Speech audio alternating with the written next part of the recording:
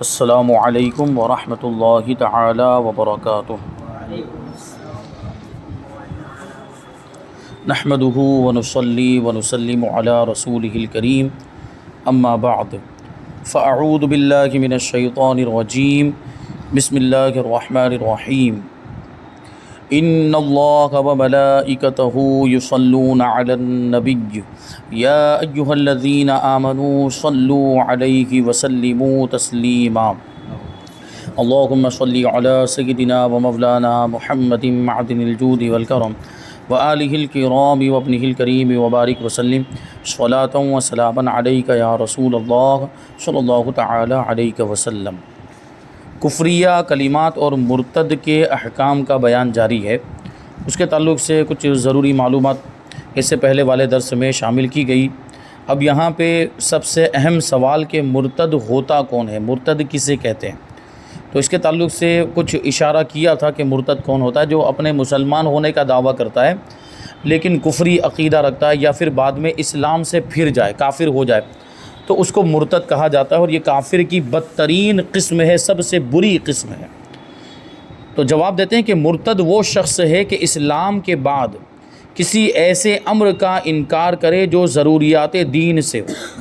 یعنی ضروریات دین میں سے کسی بھی ضرورت دینی کا انکار کر دے تو وہ کافر ہو جائے گا، اور اس کو مرتد کہیں گے کہ مسلمان تھا، مسلمان ہونے کا دعویٰ کرتا تھا لیکن اس نے ضروریات دین کا انکار کر دیا، یا ضروریات دین میں سے کسی بھی ایک ضرورت دینی کا انکار کر دیا تو وہ کافر ہو گیا۔ یعنی زبان سے ایسا کلمہ کفر بکے جس میں تعویل صحیح کی گنجائش نہ ہو، ایسا کفری کلمہ بک دیا کہ اب اس کے علاوہ کوئی، کفر کے علاوہ اس کا کوئی صحیح معنی بنتا ہی نہیں ہے، کوئی صحیح مطلب نکلتا ہی نہیں ہے، کوئی ایمان والا پہلو نکلتا ہی نہیں ہے، یعنی کفر ہی ہے، وہ صراحتاً کفر ہے، اور جس کا کوئی صحیح مطلب ایمان والا پہلو نہیں نکالا جا سکتا، تو ایسی صورت میں اب وہ کافر ہو جائے گا اور وہ مرتد ہے۔ یوں ہی بعض افعال بھی ایسے ہیں جن سے کافر ہو جاتا ہے، مثلا بت کو سجدہ کرنا، مورتی کے سامنے سجدہ کرنا۔ اب کسی نے مورتی کے سامنے سجدہ کر دیا، اب وہ ہزاروں تعویلیں کرتا رہے اور ہزار اپنے مطلب بیان کرتا رہے، میں نے تو اس لیے کیا، میں نے تو اس لیے، میں نے تو مجبوری میں کیا، نہیں، اس نے سجدہ کیا ہی کیوں؟ بت کو مورتی کے سامنے سجدہ کیوں کیا؟ کافر ہو گیا۔ مصحف شریف کو نجاست کی جگہ پر پھینک دینا، یہ بھی کفری عمل ہے، یعنی قرآن مجید جو ہمارے پاس کتابی شکل میں ہے، معاذ اللہ، اگر اس کو کوئی گندی جگہ پر، نجاست والی جگہ پر پھینک دے تو پھینکنے والا کافر ہو جائے گا۔ کیوں؟ قرآن شریف کا ادب لازم اور ضروری ہے۔ قرآن شریف اللہ کی کتاب ہے، حضور پاک صلی اللہ علیہ وسلم پر نازل ہوا ہماری ہدایت کے لیے، تو اس کا ادب ہونا چاہیے، اس کا احترام۔ یاد رہے کہ جو بطور تمسخر اور ٹھٹے کے، یعنی مذاق مسخری میں کفر کرے گا وہ بھی مرتد ہے، اگرچہ یہ کہتا رہے کہ میں ایسا اعتقاد نہیں رکھتا، ایسا عقیدہ نہیں رکھتا، لیکن اگر کوئی مذاق میں بھی کفری کلمہ بک دے گا تو کافر ہے، کیونکہ یہ ایمان اور کفر کا مسئلہ کوئی کھیل تھوڑی ہے کہ مذاق میں کچھ بھی آئے بول دیا۔ تو مستی مذاق میں بھی بسا اوقات جو ہے کہ کفری کلمات لوگ بول دیتے ہیں، تو ایسی صورت میں بھی کفر کا حکم ہوگا۔ مذاق میں بولنے کی وجہ سے یہ نہیں کہا جا سکتا، یہ کوئی بہانہ نہیں کہ بھائی میں نے تو مذاق میں بولا تھا، میں نے سیریس میں تھوڑی بولا تھا، میرا تو ایسا کوئی عقیدہ نہیں، یعنی میرے دل میں وہ بات نہیں تھی، میں نے تو ایسے مذاق میں بول دیا تھا، تو یہ کوئی مذاق کا مسئلہ ہی نہیں ہے، وہ کافر ہو جائے گا بہرحال کفر بکنے کی وجہ سے۔ سوال، مرتد کی سزا کیا ہے؟ فرماتے کہ جو شخص معاذ اللہ مرتد ہو گیا تو مستحب یہ ہے کہ حاکم اسلام اس پر اسلام پیش کرے، یعنی حاکم اسلام مطلب اسلام کا بادشاہ، اور یہ کہاں ہوگا؟ جہاں اسلامی حکومت ہو، تو جہاں اسلامی حکومت ہو تو حاکم اسلام یا قاضی شرع جو اسلامی بادشاہ کی طرف سے شریعت کے فیصلے کرنے کے لیے مقرر ہوتے ہیں وہ قاضی شرع کہلاتے ہیں، شریعت کے قاضی، شریعت کا فیصلہ کرنے والے۔ تو یہ پرانے زمانے میں ہوتے تھے جہاں پہ اسلامی حکومت ہوا کرتی تھی، تو وہ حاکم اسلام جو ہے وہ سب سے پہلے اس پر اسلام پیش کرے، جو کافر ہو گیا ہے، اسلام سے پھر گیا، اس کو تلقین کرے کہ تم پھر سے مسلمان ہو جاؤ، اور اگر وہ کچھ شبہہ بیان کرے تو اس کا جواب دے، یعنی وہ کچھ شک بیان کرے کہ مجھے اسلام کی اس بات میں شبہ ہے، مجھے اسلام کی یہ بات صحیح نہیں لگتی، تو اس کا جواب دے، یعنی اس کے اس شک کو دور کریں، اس کے اس شبہ کو دور کریں۔ اور اگر وہ مہلت مانگے تو 3 دن اس کو قید میں رکھے، یعنی وہ یہ کہے کہ مجھے تھوڑا غور و فکر کرنے کا ٹائم دو،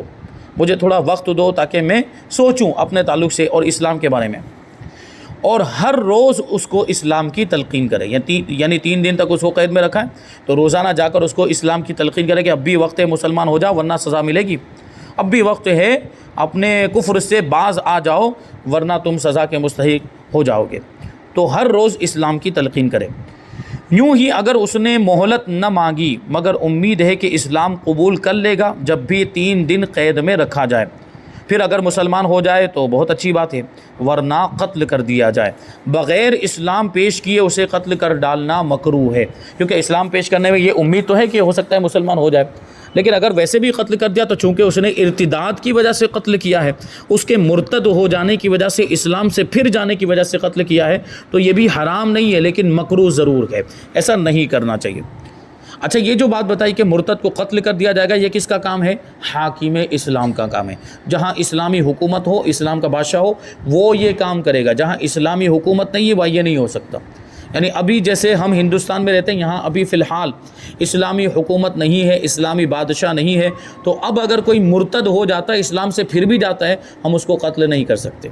کیونکہ ہمیں اس کا اختیار نہیں، وہ اسلامی بادشاہ کو اختیار ہوتا ہے، حاکم اسلام کو اختیار ہوتا ہے، اور وہ یہاں پر ہے ہی نہیں۔ اور ہمیں ظاہر سی بات ہے، ہم یہ اس ملک میں رہتے ہیں، سیکولر ملک ہے، تو ہمیں اس ملک کے قوانین کی پابندی بھی کرنی پڑتی ہے، اور ہمارے ملک کے قانون کے اعتبار سے ایسے ہی کسی کو قتل نہیں کر سکتے۔ بہرحال وہ دوسرے اس کے راستے اپنائے جائیں گے، اس کی تفصیل انشاءاللہ آگے آئے گی۔ مرتد کو قید کرنا اور اسلام نہ قبول کرنے پر قتل کر ڈالنا یہ بادشاہ اسلام کا کام ہے، وہی بات آئی۔ اور اس سے مقصود یہ ہے کہ ایسا شخص اگر زندہ رہا اور اس سے تعرض یعنی پوچھ گچھ نہ کیا گیا تو ملک میں طرح طرح کے فساد پیدا ہوں گے۔ یعنی مرتد کو ویسے ہی چھوڑ دیا گیا تو ظاہر سی بات وہ اپنی گمراہی پھیلائے گا، وہ دوسروں کو بھی مرتد بنائے گا، دوسروں کو بھی اسلام سے وہ بدظن کر دے گا اور اسلام سے پھیر دے گا، تو معاذ اللہ اس کی وجہ سے بہت سے دوسرے لوگ بھی کافر ہو سکتے ہیں، مرتد ہو سکتے ہیں، تو اس وجہ سے اس کو قتل کر دینے کا حکم ہے۔ اور اگر قتل نہیں کیا گیا تو فتنے کا سلسلہ روز بروز بڑھتا ہی رہے گا، ترقی کرتا رہے گا، جس کی وجہ سے امن عامہ میں خلل پڑے گا، یعنی عام لوگوں کا جو امن و سکون ہے وہ غارت ہو جائے گا، اور اس کی وجہ سے لوگوں کو اپنے ایمان کا خطرہ لاحق ہو جائے گا۔ لہٰذا ایسے شخص کو ختم کر دینا ہی مقتضائے حکمت ہے، یعنی حکمت کا تقاضا ہے۔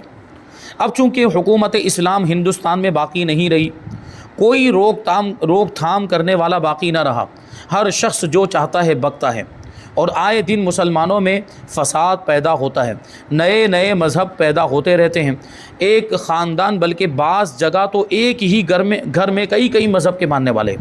اور بات بات پر جھگڑے لڑائیاں ہوتی ہیں۔ ان تمام خرابیوں کا باعث اور سبب یہی نیا مذہب ہے۔ ایسی صورت میں سب سے بہتر ترکیب وہ ہے جو ایسے وقت کے لیے قرآن و حدیث میں ارشاد ہوئی کہ اگر مسلمان اس پر عمل کریں تو تمام قصوں سے نجات پا جائیں، دنیا اور آخرت کی بھلائی ہاتھ آئے۔ وہ یہ ہے کہ ایسے لوگوں سے بالکل میل جول چھوڑ دیں، سلام کلام ترک کر دیں، ان کے پاس اٹھنا بیٹھنا، ان کے ساتھ کھانا پینا، ان کے یہاں شادی بیاہ کرنا، غرض ہر قسم کے تعلقات ان سے قطع کر دیں، گویا سمجھیں کہ وہ اب رہا ہی نہیں۔ اگر کوئی مرتد ہو جائے تو ہم اس کو اب وہ اسلامی سزا جو نہیں، بادشاہ اسلام کا جو حق ہے وہ ہم نہیں دے سکتے ہندوستان میں رہتے ہوئے، تو ایسی صورت میں اب ہم کو کیا کرنا پڑے گا؟ اس کا بائیکاٹ کریں،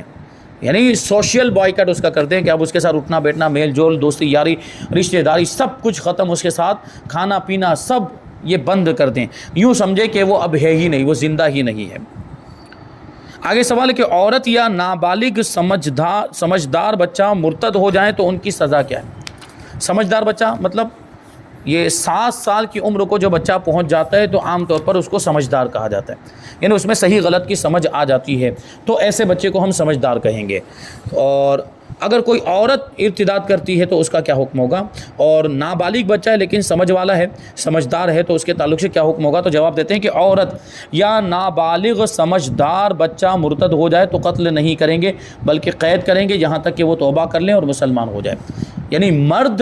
بالغ مرد اگر مرتد ہو جاتا ہے تو اس کو قتل کیا جائے گا، لیکن عورت اگر مرتد ہو جائے یا چھوٹا بچہ جو سمجھدار ہے وہ مرتد ہو جائے تو ایسی صورت میں ان کو قید رکھا جائے گا یہاں تک کہ وہ توبہ کر لیں اور مسلمان ہو جائے۔ اس کا کیا مطلب ہوا کہ اگر کوئی ناسمجھ بچہ ہے تو اس کے لیے تو یہ بھی حکم نہیں، کیونکہ ناسمجھ بچہ یعنی جو 7 سال سے کم کا ہے اس کے کفر کا اعتبار ہی نہیں، اس کے کفر و ایمان کا اعتبار ہی نہیں۔ اس کا مطلب یہ ہوا کہ اگر 7 سال کی عمر کو پہنچ گیا ہے، سمجھدار ہو گیا، اور ایسی صورت میں اگر کوئی کفری کلمہ بکتا ہے تو اس پر کفر کا حکم لگے گا اور اس کو بھی مرتد مانا جائے گا۔ ایسی صورت میں اگر بادشاہ اسلام ہو تو ایسے بچے کو بھی وہ قید رکھے اور اس کو سمجھائے کہ تم نے جو بات بولی ہے وہ غلط ہے، اس سے توبہ کرو اور پھر سے کلمہ پڑھ کے مسلمان ہو جاؤ۔ اگر ایسا کر لیتا ہے تو بہتر ہے، ورنہ وہ قید میں رکھے۔ سوال: کیا مرتد کی ارتداد سے توبہ قبول ہے؟ اگر ہاں تو کیا ہر مرتد کا یہی حکم ہے؟ یعنی وہ جو مرتد ہو گیا وہ پھر توبہ کر لے اور پھر سے مسلمان ہو جائے، پھر سے کلمہ پڑھنا چاہے، تو کیا اس کی توبہ قبول ہوگی؟ اور کیا ہر مرتد کا یہی حکم؟ کیونکہ مرتد بھی الگ الگ قسم کے ہوتے ہیں۔ کوئی شخص ایسا ہے جو مثال کے طور پر پہلے مسلمان تھا پھر ہندو بن گیا تو اس کا الگ حکم ہوگا۔ کوئی شخص ایسا ہے کہ وہ اب بھی اپنے آپ کو مسلمان کہتا ہے لیکن کفری عقیدہ رکھتا ہے، اس وجہ سے مرتد ہو گیا۔ کوئی شخص ایسا ہے کہ اب بھی اپنے آپ کو مسلمان کہتا ہے لیکن حضور کی شان میں گستاخی کرنے کی وجہ سے مرتد ہو گیا، تو اب اس کا حکم الگ ہوگا۔ تو کس کی توبہ قبول ہوگی اور کس کی توبہ قبول نہیں ہوگی؟ جواب دیتے ہیں، مرتد اگر ارتداد سے توبہ کرے تو اس کی توبہ مقبول ہے، یعنی توبہ قبول ہوگی، مگر بعض مرتدین ایسے ہیں، فرماتے ہیں مثلاً کسی نبی کی شان میں گستاخی کرنے والا، کہ اس کی توبہ مقبول نہیں۔ توبہ قبول کرنے سے مراد یہ ہے کہ توبہ کرنے کے بعد بادشاہ اسلام اسے قتل نہیں کرے گا، یعنی اب اس نے توبہ کر لی تو اب ہم تو ظاہری سی بات ہے، ہمیں کیسے پتہ چلے گا کہ اللہ کی بارگاہ میں اس کی توبہ قبول ہوئی ہے کہ نہیں ہوئی ہے؟ تو کوئی مرتد اگر توبہ کر لیتا ہے تو اب دنیا کے احکام میں اس کو مانا جائے گا کہ اس کی توبہ قبول ہو چکی، یعنی اب اس کو سزا نہیں دی جائے گی، جو مرتد والی سزا ہے وہ نہیں دی جائے گی۔ سوال: مرتد ارتداد سے منکر ہو تو اس کی سزا کے بارے میں کیا حکم ہے؟ یعنی اس کو مرتد سمجھا جا رہا ہے لیکن وہ خود کہہ رہا ہے کہ میں مرتد نہیں ہوں، میں نے کوئی ایسی بات نہیں کی، میں نے کوئی نہ کفری بات زبان سے نکالی، نہ کوئی کفری کام کیا ہے، میں نے کچھ بھی ایسا نہیں کیا، وہ انکار کر رہا ہے، تو ایسی صورت میں کیا ہوگا اور کیا اس کو سزا دی جا سکتی ہے؟ جواب: مرتد اگر اپنے ارتداد سے انکار کرے تو یہ انکار بمنزلہ توبہ ہے، یعنی مان لیا جائے گا کہ اس نے توبہ کر لی، تبھی تو کہہ رہا ہے کہ میں نے تو کچھ کیا ہی نہیں، یعنی وہ گویا کہ اس سے بیزاری کا اظہار کر رہا ہے، اس کفر سے اور ارتداد سے وہ بیزاری کا اظہار کر رہا ہے، تو یہ توبہ کے درجے میں ہو جائے گا، اگرچہ گواہان عادل سے اس کا ارتداد ثابت ہو، یعنی اگرچہ عادل گواہوں سے، یعنی نیک باشرہ متقی پرہیزگار نمازی گواہوں نے اس کے مرتد ہونے کی گواہی دی ہو کہ اس نے ہمارے سامنے یہ کفری کلمہ بکا ہے یا یہ کفری کام کیا، ہم گواہی دیتے ہیں،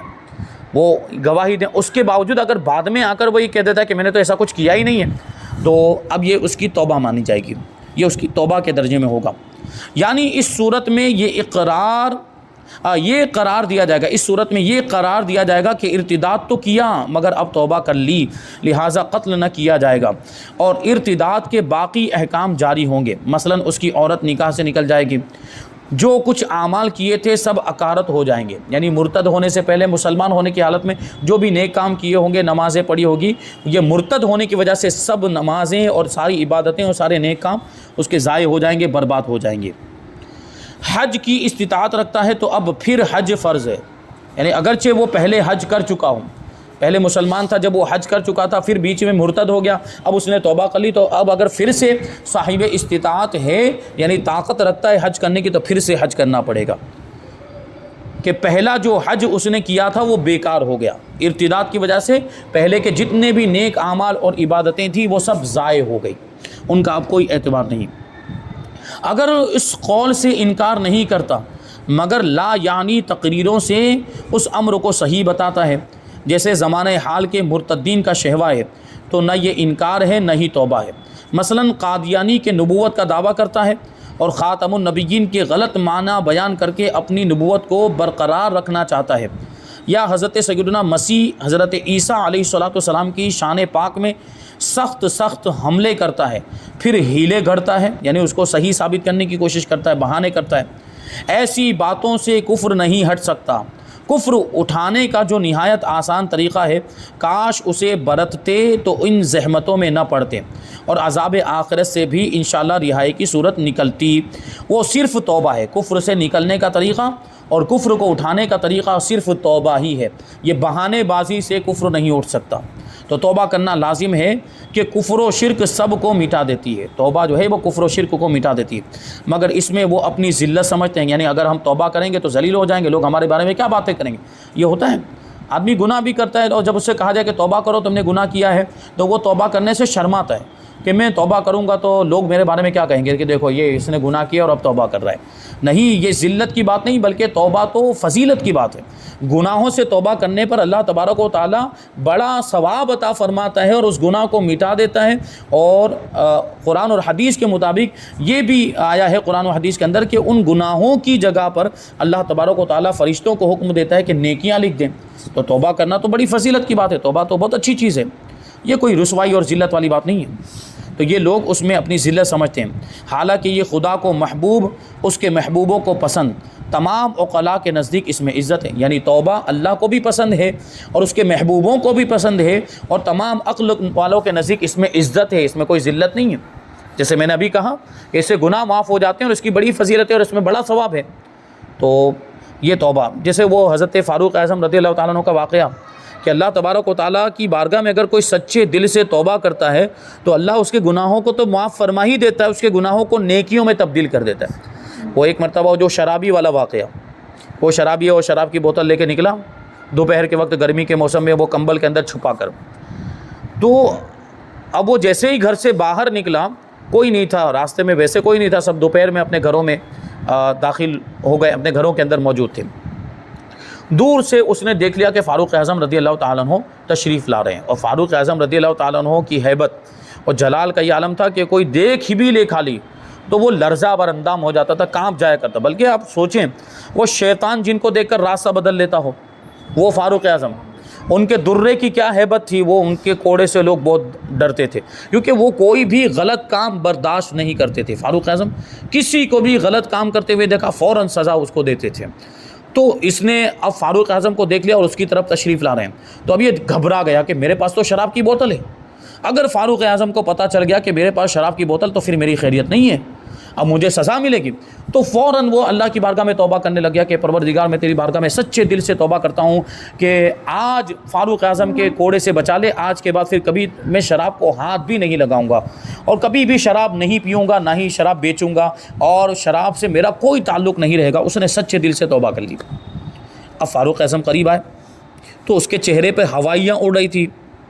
وہ جو حیران اور پریشان تھا، تو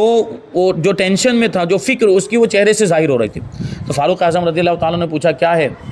کیوں اتنے گھبرائے ہوئے ہو، کیوں اتنے کانپ رہے ہو، تمہارے ہاتھ میں کیا ہے، کیا چھپا کے رکھا ہے؟ تو پہلے تو اس نے نہیں بتایا، لیکن فاروق اعظم رضی اللہ تعالیٰ نے کہا کہ بتاؤ کیا ہے، بتاؤ ورنہ پھر معاملہ دوسرا ہو جائے گا۔ تو اس نے کہا کچھ نہیں حضرت، یہ تو دودھ کی بوتل ہے، ایک بوتل ہے اس میں دودھ لے کے جا رہا ہوں۔ تو فاروق اعظم نے کہا کہ تعجب کی بات ہے، جب دودھ ہے تو اس کو اتنا چھپانے کی کیا ضرورت، اور یہ تم اتنے گھبرائے ہوئے کیوں معلوم ہوتے، دودھ ہے تو دودھ تو نارمل سب کے پاس ہوتا ہے، کوئی بھی لاتا ہے لے جاتا ہے، تو اس کو چھپانے کی کیا ضرورت، لاؤ دکھاؤ مجھے کیا معاملہ، کچھ گڑبڑ لگ رہا ہے۔ تو اب اس نے ڈرتے ہوئے، کیونکہ فاروق اعظم نے کہا تھا، وہ ڈرتے ہوئے وہ بوتل نکالی۔ اب وہ پرانے زمانے میں وہ بوتل کسی اور چیز کی بنی ہوئی رہی کہ باہر سے نظر نہیں آ رہا تھا کہ اندر کیا ہے، جو کانچ کی بوتل ہوتی تو اس میں باہر ہی سے دکھ جاتا ہے کہ اندر کیا ہے، دودھ ہے یا شراب ہے، تو باہر سے نہیں دکھا۔ فاروق اعظم رضی اللہ تعالیٰ عنہ نے اس بوتل کو کھول کے دیکھا تو واقعی اس میں دودھ تھا، جبکہ وہ کیا لے کے نکلا تھا، وہ شراب لے کے نکلا تھا۔ لیکن کیا ہوا، سچی توبہ کر لی، تو سچی توبہ کی برکت سے اللہ تبارک و تعالیٰ نے شراب کو دودھ میں تبدیل کر دیا۔ تو اسی طرح گناہوں کو اللہ تعالیٰ نیکیوں میں تبدیل کر دیا کرتا ہے۔ تو توبہ کی جائے اور سچے دل سے توبہ کی جائے تو اللہ تبارک و تعالیٰ گناہوں کو معاف فرما دیا کرتا ہے۔ تو یہ ایک سوال شامل کر لیتے ہیں، توبہ کی بات آ گئی ہے تو سوال یہ ہے کہ ارتداد سے توبہ کا طریقہ کیا ہے؟ اگر کوئی مسلمان تھا پھر کافر ہو گیا، اسلام سے پھر گیا اور اس کو توبہ کرنی ہے، اب اس کو بات سمجھ میں آ گئی کہ تو وہ توبہ کیسے کرے گا، توبہ کا طریقہ کیا؟ جواب، کسی دین باطل کو اگر اس نے اختیار کیا، مثلا یہودی ہو گیا یا نصرانی ہو گیا، عیسائی ہو گیا، تو ایسا شخص مسلمان اس وقت ہوگا کہ اس دین باطل سے بیزاری اور نفرت ظاہر کرے، یعنی یہ کہے کہ اب میرا یہودیت سے کوئی لینا دینا نہیں، اب میرا عیسائیت سے کوئی لینا دینا نہیں، یعنی جو بھی باطل مذہب اس نے اختیار کیا تھا اس سے بیزاری اور نفرت کا اظہار کرے اور دین اسلام قبول کر لے، یعنی پھر سے کلمہ پڑھے اور پھر سے یہ کہے کہ میں مسلمان ہوتا ہوں۔ اور اگر ضروریات دین میں سے کسی بات کا انکار کیا ہو تو جب تک اس کا اقرار نہ کرے جس سے انکار کیا ہے، محض کلمہ شہادت پڑھنے سے اس کے اسلام کا حکم نہیں دیا جائے گا کہ کلمہ شہادت کا اس نے بظاہر انکار نہ کیا تھا، مثلا نماز یا روزے کی فرضیت سے انکار کرے یا شراب اور سور کی حرمت نہ مانے، تو اس کے اسلام کے لیے یہ شرط ہے کہ جب تک خاص اس امر کا اقرار نہ کرے، یعنی نماز کو فرض نہ مانے اور شراب کو حرام نہ مانے، اس کا اسلام قبول نہیں، یا اللہ کریم اور رسول اللہ صلی اللہ علیہ وسلم کی جناب میں گستاخی کرنے سے کافر ہوا، تو جب تک اس گستاخی سے توبہ نہ کرے وہ مسلمان نہیں ہو سکتا۔ ٹھیک ہے، بات سمجھ میں آ گئی کہ اگر کسی ضرورت دینی کا انکار کیا ہے تو جب تک اس چیز کو مانتا نہیں، جیسے اگر کسی نے نماز کی فرضیت کا انکار کر دیا تو اب جب تک نماز کو فرض نہیں مانے گا وہاں تک اب اس کو مسلمان نہیں مانا جا سکتا، اگرچہ اب وہ جو ہے کہ کلمہ پڑھتا رہے۔ جیسے کہ یہ گستاخان رسول حضور کی شان میں گستاخی کرتے ہیں لیکن کلمہ تو یہ بھی پڑھتے رہتے ہیں، تو کیا ان کو مسلمان مانیں گے؟ نہیں، وہ جب تک اس گستاخی سے توبہ نہیں کرتے وہاں تک ان کو مسلمان نہیں مانا جائے گا۔ اسی طریقے سے اگر کسی نے شراب